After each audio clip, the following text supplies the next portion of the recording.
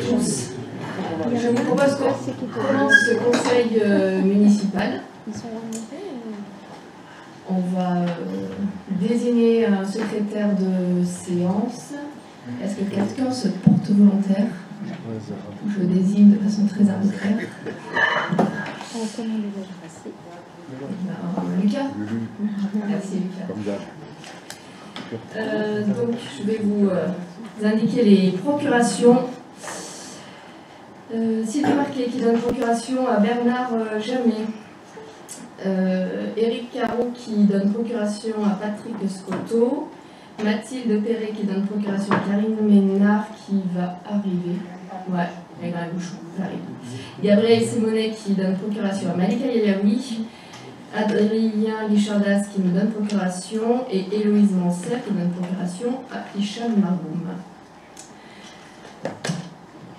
Tout d'abord, est-ce que vous aviez des Karine qui arrivent?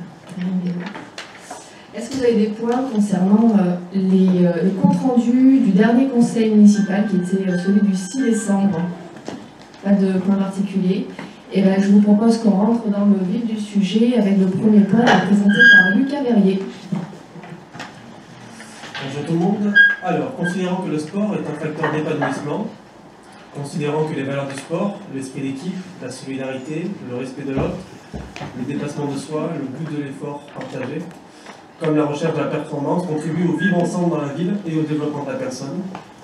Considérant que la ville de Donzère veut développer ses valeurs, que l'on retrouve tout particulièrement dans l'olympisme, considérant que la commune a sollicité et obtenu le label Terre de Jeux 2024 et 2021, vu le projet du règlement de cet appel à projet, le conseil municipal est invité à engager un budget de 45 000 € sur 3 ans autour de 3 axes. La réalisation de projets communaux pour la promotion du sport olympique et paralympique, un appel à projet auprès des associations pour l'organisation d'une manifestation sportive ou la mise en œuvre d'un projet structurant en lien avec une discipline olympique ou paralympique, et le soutien au développement du sport à l'école élémentaire avec un nouveau budget spécifique de 175 € par classe et par an. Le conseil municipal est donc invité à approuver le règlement de l'appel à projet aussi auprès des associations. Merci Lucas. Est-ce qu'il y a des questions sur cet appel à projet? Pas de questions. Je vous propose qu'on le soumette au vote. Qui est contre? Qui s'abstient? Unanimité. Merci. Point numéro 2. Renouvellement de la convention du chantier d'insertion mixte seconde œuvre et environnement de Donzère, Malika Yayaoui. Bonsoir à toutes et tous. Alors, cette délibération numéro 2 concerne le renouvellement de la convention chantier d'insertion avec l'organisation Ancre. Donc, les objectifs restent toujours les mêmes, les objectifs d'insertion, donc qui visent à permettre à des personnes de retrouver des automatismes de travail, de se remettre à niveau, de travailler sur des projets professionnels et, dans la mesure du possible, bien sûr, de trouver un emploi ou de retrouver un emploi. Donc, les principales activités concernent la valorisation du petit patrimoine rural et de la commune et la valorisation des espaces naturels, donc ronds-points, bord de route, entrée de ville, chemin du massif forestier, ruisseaux et autres. La particularité cette année, donc le montant de la convention s'élève à 70 885 € et voilà, le conseil municipal est invité à approuver la conclusion de cette convention et à autoriser Madame le maire à valider cette convention, à la signer. Merci Malika. Est-ce que vous avez des questions sur cette convention? Sur le renouvellement? Pas de questions. Je vous propose qu'on soumet au vote. Qui est contre? Qui s'abstient? Unanimité. Merci. Point numéro 3. On vous propose donc de signer le contrat portant obligation réelle environnementale avec la société Lidl et la Ligue de protection des oiseaux. Donc c'est une convention tripartite. Cela fait c'est suite justement au dépôt de permis, à l'acquisition de Lidl, par Lidl de ce tellement foncier, le dernier tellement foncier qui est resté à IDEC. Donc vous avez dû prendre connaissance de l'annexe qui était jointe au conseil municipal sur ce point. Est-ce que vous avez des questions? Pas de questions. Qui est contre? Qui s'abstient? Unanimité, merci. Point numéro 4, Thibaut. Bonjour à tous. Considérant que l'association Dromolib, créée en 2014 avec le soutien de la communauté de communes du Val de Drôme, structure de l'économie sociale et solidaire basée à l'usine vivante à Cray, promeut et développe l'écomobilité, mobilité soutenable et durable, en territoire rural et contribue à l'accompagnement au changement. Considérant que pour cela, Dromolib s'inscrit dans une dynamique territoriale et fédère un réseau de plus de 200 acteurs, collectivités, associations, entreprises et organismes publics, répartis sur l'ensemble de la Drôme et quelques départements voisins. Considérant que sa mission de promotion de l'écomobilité s'organise autour de 4 volets qui sont l'animation, éventuelle rencontres professionnelles, création d'outils pédagogiques, l'accompagnement auprès des collectivités, des entreprises et des scolaires, la formation, vélo-école, éco-conduite et référent mobilité, et la gestion de services. Considérant ainsi que l'objet poursuivi par cette association répond à un intérêt communal, considérant que le coût de l'adhésion annuelle pour la commune est de 100 €, le conseil municipal est appelé à délibérer pour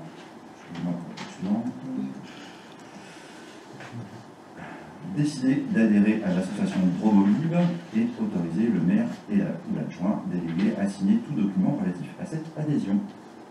C'est parfait, Thibaut. Est-ce qu'il y a des questions? Pas de questions. Je soumets au vote. Qui est contre? Qui s'abstient? Unanimité. Merci. Point numéro 5, Alain Di Paola, concernant la cession d'une portion de la parcelle cadastrée A1697 de la Garenne au propriétaire riverain. Ah. C'est bon, ça marche. Monsieur et Madame Arsac ont acquis en 2018 une propriété cadastrée effectivement A1602 et qui est sise impasse de la Garenne.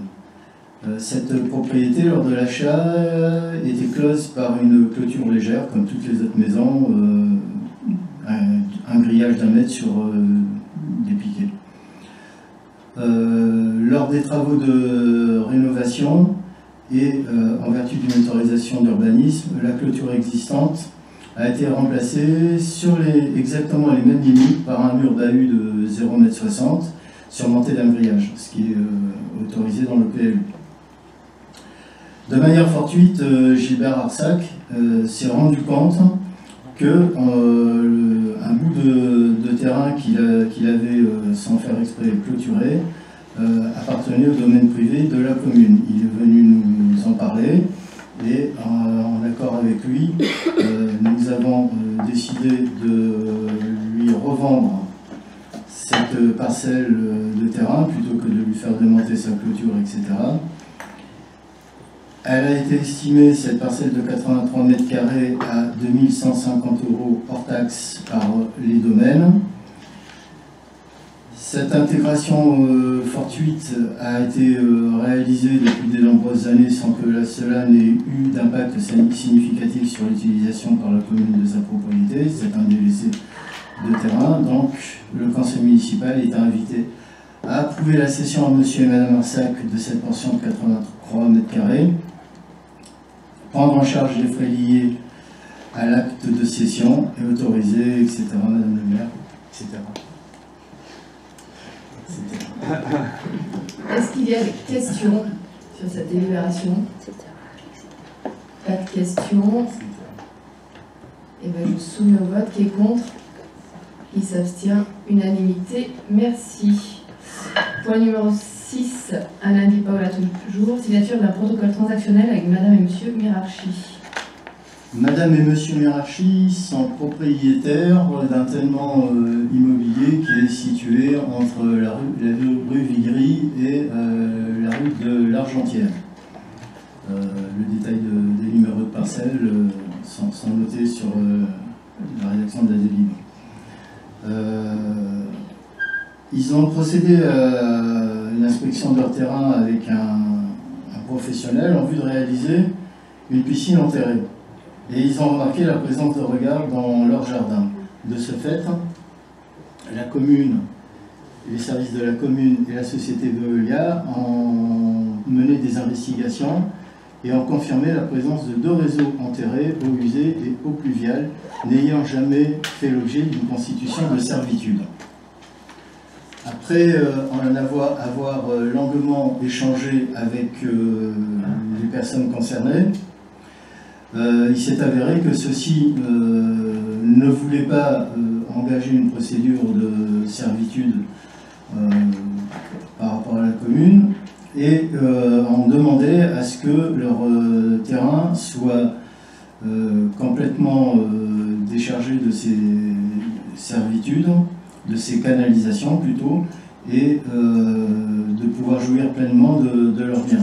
En conséquence, comme on n'a pas pu conclure de servitude de passage, la commune a décidé de dévoyer le réseau, ce qui était possible pour ces terrains-là, alors que vous allez le voir dans la prochaine délibération, ça n'a pas été possible un peu plus haut chez le tellement immobilier de M. Joly. Donc, pour minimiser les frais des travaux, la commune a toutefois demandé à M. et Mme Miranchi de signer une convention par laquelle ils s'engagent à laisser les tuyaux ou au moins à renoncer à les faire enlever par la commune, les tuyaux qui vont être dévoyés, qui ne seront plus donc utilisés, ce qu'ils ont accepté. Par conséquent, le conseil municipal est invité à valider le projet de protocole que vous avez eu en pièce jointe et autoriser les actes habituels, signature du maire et engagement des crédits nécessaires. Merci Alain. Est-ce qu'il y a des questions sur cette délibération? Pas de questions. Donc on se met au vote. Qui est contre? Qui s'abstient? Unanimité. Merci. Point numéro 7. Alain, je te laisse continuer. Alors c'est le même souci de réseau qui se trouve donc chez un particulier, en l'occurrence sur la parcelle B de 24-29 qui appartient à M. Joly. Et là, impossible de dévoyer les réseaux du fait tout simplement que le propriétaire a construit sur ces réseaux. Il a construit avec une autorisation d'urbanisme, il faut le dire. Donc, pour ce cas-là, monsieur et madame Joly ont accepté de constituer une servitude de passage de canalisation à titre gracieux par devant notaire. Le conseil municipal est invité à approuver la constitution de cette servitude de passage de canalisation, décider la prise en charge de tous les frais, droits et émoluments découlant de cet acte et autoriser Madame le maire ou l'agent délégué à l'urbanisme à signer l'acte notarié. Merci Alain. Est-ce qu'il y a des questions sur cette délibération? Il n'y a pas. Donc on passe au vote. Qui est contre? Qui s'abstient? Unanimité. Merci. Point numéro 8. Toujours Alain, sur la création d'un emploi en contrat aidé. Oui, comme nous le savons tous, au niveau des effectifs des services techniques, on a quelques soucis en ce moment, d'autant que nous avons à supporter des départs à la retraite. Comme le remplacement des personnes partant de la personne qui part et s'avère pas facile, et considérant que la commune a la possibilité de conclure un contrat aidé, si on considère que ce genre de contrat s'adresse aux personnes sans emploi rencontrant des difficultés sociales et professionnelles et particulières d'accès à l'emploi, on considère que l'autorisation de mise en œuvre d'un contrat d'accompagnement dans l'emploi est placée sous la responsabilité du prescripteur agissant pour le compte de l'État. L'aide de l'État pour ces contrats aidés s'élève à 40 à 60% du SMIC brut dans la limite de 26 heures hebdomadaires et l'exonération des charges patronales de sécurité sociale dans le cadre de la mise en œuvre de ce contrat. En conséquence, pour une période très déterminée, le conseil municipal est invité à décider de créer un poste d'agent technique à compter du 1er mars 2022 dans le cadre du dispositif Parcours Emploi Compétences. Préciser que le contrat d'accompagnement dans l'emploi établi à cet effet sera d'une durée initiale de 6 mois, renouvelable, expressément sous réserve du renouvellement de la convention avec l'État dans une limite de 24 mois cumulés, sauf cas dérogatoire. Préciser que la durée de travail est fixée à 35 heures par semaine, fixer la rémunération brute et autoriser Madame le maire à mettre en œuvre l'ensemble des démarches. Merci Alain. Est-ce que vous avez des questions? Pas de questions. Qui est contre? Qui s'abstient? Unanimité, merci. Point numéro 9, Serge, sur la modification du tableau des effectifs. Oui, bonjour à tous et à toutes. Donc, au regard du nombre de dossiers à traiter, il est nécessaire de renforcer le service urbanisme pour l'instruction des dossiers. Ceci étant d'autant plus nécessaire pour que cette instruction repose actuellement sur une seule personne, ce qui pose des difficultés pendant les périodes de congé et les éventuelles absences pour arrêt maladie. Aussi, une procédure de recrutement a été lancée pour rechercher un deuxième instructeur du droit des sols. Suite à cette procédure de recrutement, le choix s'est porté sur une candidature interne pour un agent actuellement à temps non complet sur un poste à 70%. Il est donc proposé de créer un poste à temps complet et de supprimer le poste à temps non complet avec effet au 1er mars. Donc, vu la loi, vu les décrets cités supra, considérant qu'il appartient au conseil municipal de fixer l'effectif des emplois à temps complet et non complet nécessaires au fonctionnement des services, considérant le besoin d'étoffer l'équipe urbanisme au regard du volume de dossiers à traiter par transformation d'un emploi à temps non complet, 24, 5e, 35e, en emploi à temps complet, vu le tableau des effectifs adopté par le conseil municipal en date du 14 décembre 2021, vu l'avis du comité technique en date du 3 février 2022, le conseil municipal est invité à supprimer un emploi à temps non complet au grade d'adjoint administratif, créer un emploi à temps complet au grade d'adjoint administratif, dire que cette modification prendra effet le 1er mars 2022. Mettre à jour le tableau des effectifs comme suit. Merci Serge. Est-ce qu'il y a des questions sur cette modification? Qui est contre? Qui s'abstient? 4, 5, 6. 6 abstentions. Ah oui, 7 abstentions, pardon. Et majorité. Point numéro 10, donc l'ouverture des crédits d'investissement concernant le budget 2022. Donc en attendant le vote du budget, on vous propose d'ouvrir les crédits en investissement pour pouvoir continuer et engager les dossiers que nous avons en cours. Donc on vous propose d'ouvrir pour 135 000 € sur le chapitre 20 en immobilisation incorporelle, 1 148 800 € sur le chapitre 21 et puis 2 132 595,39 sur le chapitre 23 en immobilisation en cours. Est-ce que vous avez des questions par rapport à cette délibération? Pardon. Pas de questions. Donc on va procéder au vote. Qui est contre? Qui s'abstient? 7.